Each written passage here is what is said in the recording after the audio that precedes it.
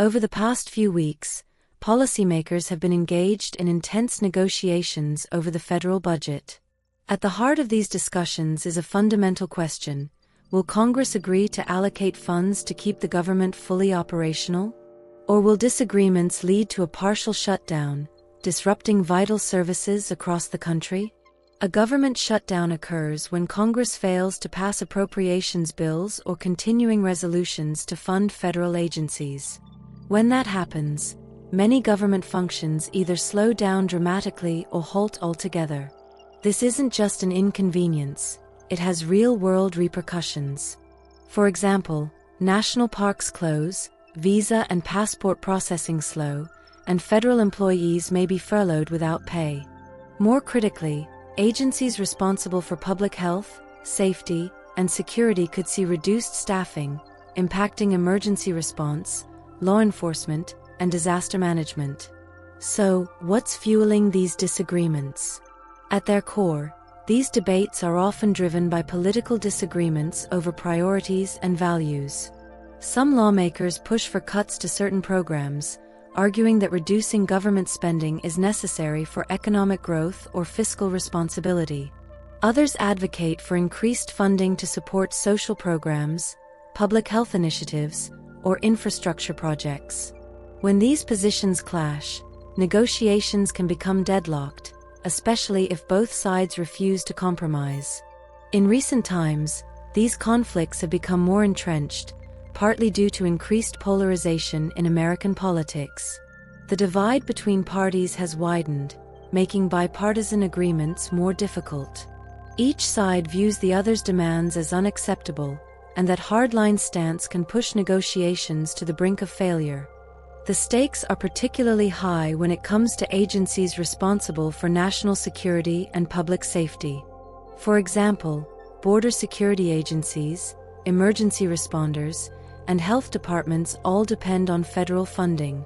Disruptions here can have ripple effects: delays in disaster response, reduced health inspections, or even compromised national security measures. Another layer to this complex situation is the role of political messaging. During these negotiations, both parties often seek to frame the debate to appeal to their bases. One side might emphasize the need to cut spending and reduce government size, while the other highlights the risks of underfunding critical services. This messaging can harden positions and make compromise even more difficult. The potential for a government shutdown isn't just a hypothetical scenario, it's a recurring possibility that has happened multiple times over the past few decades. Each shutdown comes with its own set of consequences, but the impact on the economy and public confidence can be profound. When government services are interrupted, it can shake people's trust in their leaders' ability to govern effectively. Now, let's consider the political implications. Leaders are acutely aware that a shutdown can influence public opinion and electoral outcomes. Sometimes, parties use the threat of a shutdown as leverage to push through their priorities. Other times, they're forced to accept a deal that falls short of their ideals simply to keep the government running. These tactics often turn governance into a game of brinkmanship, where the stakes are high and the risks are even higher. The recent debates have been particularly intense.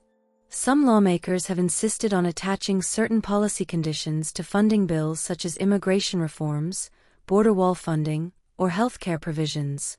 These contentious issues often become bargaining chips, complicating negotiations further. The result is a series of short-term. Looking ahead, the key question is whether Congress can reach a sustainable deal that funds government operations without further disruptions. Historically, bipartisan compromises are possible, but they require leaders to prioritize the country's stability over partisan politics. Unfortunately, recent trends suggest that the path to consensus is often blocked by ideological differences and political posturing. Beyond the immediate economic and operational impacts, prolonged budget disputes can have longer-term consequences. They can diminish the credibility of government institutions, discourage investment, and create uncertainty for businesses and individuals. When the public perceives that the government cannot manage its finances responsibly, it can erode trust and confidence in leadership. So, what are the potential solutions? First, there needs to be a genuine negotiation process rooted in pragmatism and a shared understanding of the nation's priorities. Both sides must be willing to make concessions and focus on the common good rather than political victories. Second, there should be efforts to establish more stable, long-term funding commitments that reduce the likelihood of recurring shutdown threats. Some experts suggest reforming the budget process itself, perhaps by implementing automatic continuing resolutions or establishing more binding budget caps.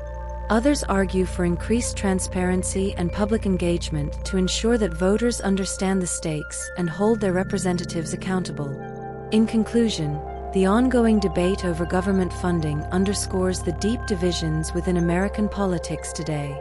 While disagreements are natural in a democracy, the current level of polarization threatens to undermine effective governance. It's crucial for leaders to find ways to work together, prioritize the needs of the nation, and prevent these disruptive shutdowns from becoming a recurring reality.